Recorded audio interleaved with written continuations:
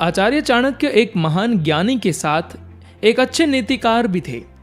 उन्होंने अपनी नीतियों में मनुष्य जीवन को सुखकर बनाने के लिए बहुत सी महत्वपूर्ण बातें बताई है। प्रत्येक मनुष्य को चाणक्य की इन बातों को ध्यान में रखकर कार्य करना चाहिए। जो भी मनुष्य ऐसा करता है वह जीवन में बड़ी सी बड़ी मुश्किल को आसानी से पार कर सकता है। दोस्तों, हम भली भांति जानते हैं कि बहुत से लोग उनके स्वभाव के कारण ही अन्य लोगों की गुलामी करते हैं। आप कभी कभी देख सकते हैं आपके कुछ मित्र आपके साथ केवल मित्रता के कारण ही साथ नहीं रहते हैं, बल्कि उनका एक प्रकार का स्वार्थ भी होता है। जब तक आप उनके स्वार्थ की पूर्ति के लिए समर्थ होते हैं वो आपका साथ देते हैं, और जब आप ऐसा करना बंद कर देते हैं तो वो आपसे भी पीछा छुड़ाने की कोशिश करते हैं। इस संसार में रहने वाले प्रत्येक मनुष्य का कुछ न कुछ तो स्वार्थ जरूर होता है और इस बात को ठुकराया नहीं जा सकता। हाँ, अगर आप किसी व्यक्ति को सचमुच आपके साथ रखना चाहते हैं, उन्हें वश में करना चाहते हैं, तो आपको चाणक्य ने बताई हुई नीतियों पर गौर करना होगा। तभी आप अपने जीवन में सफल हो सकते हैं।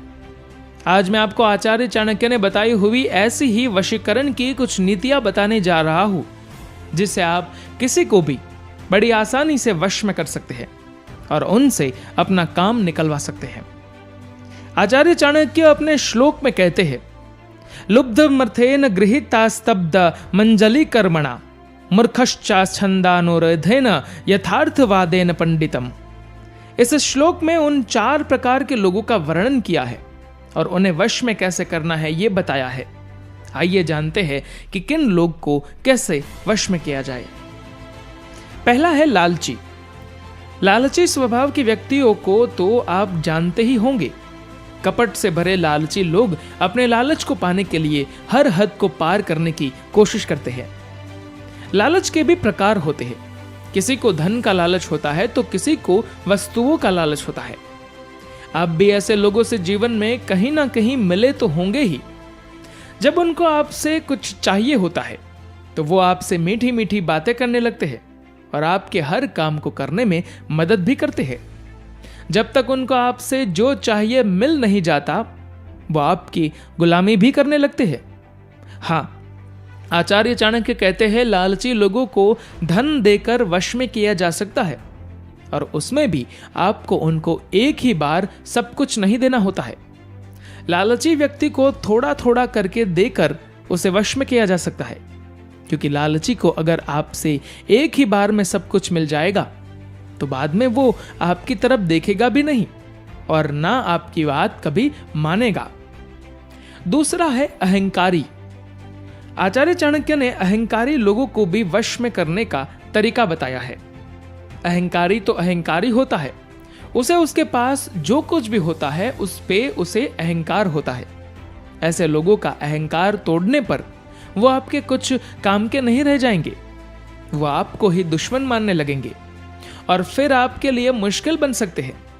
अतः ऐसा नहीं करना चाहिए।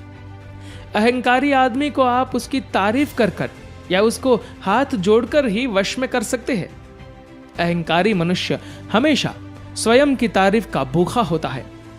जो उसकी तारीफ करते हैं वो उनकी बात तुरंत मान लेता है और उसे उनकी बातों पर यकीन भी होता है।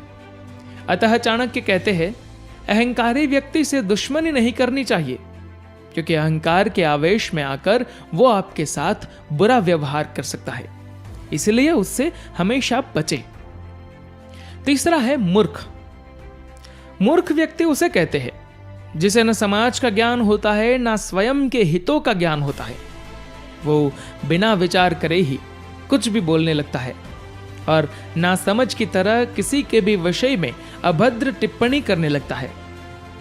मूर्ख व्यक्ति हमेशा मार्ग से भटकते रहते हैं और छोटी छोटी भूल करके बड़ी बड़ी परेशानी में फंस जाते हैं और जीवन में हमेशा असफलता का शिकार बनते रहते हैं। आचार्य चाणक्य कहते हैं मूर्ख व्यक्ति को अगर कोई उपदेश देने वाला मिल जाता है तो वो उसके वश में ही काम करने लगता है। मूर्ख को बार बार उपदेश देने के पश्चात भी वो गलती करता रहता है और बार बार उपदेश लेने भी आ जाता है।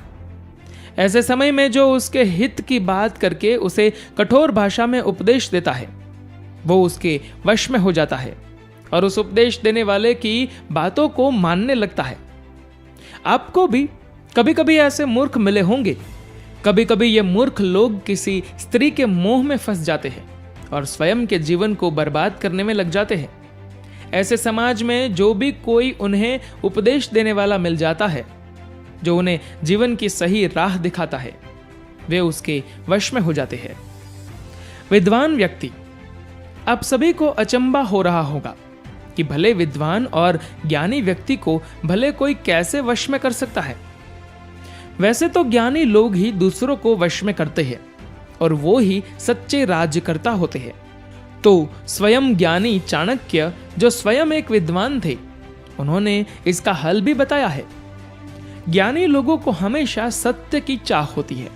वो हमेशा सच्चाई को ही पसंद करते हैं और उसका साथ देते हैं। तो विद्वान लोगों को अगर वश में करना है, आपको उनसे हमेशा सत्य ही बोलना होगा। जैसे आप कोई अखबार पढ़ते हैं, अगर वो अखबार हमेशा झूठी खबरें छपने लगता है तो उसे समझदार लोग पढ़ना बंद कर देते हैं।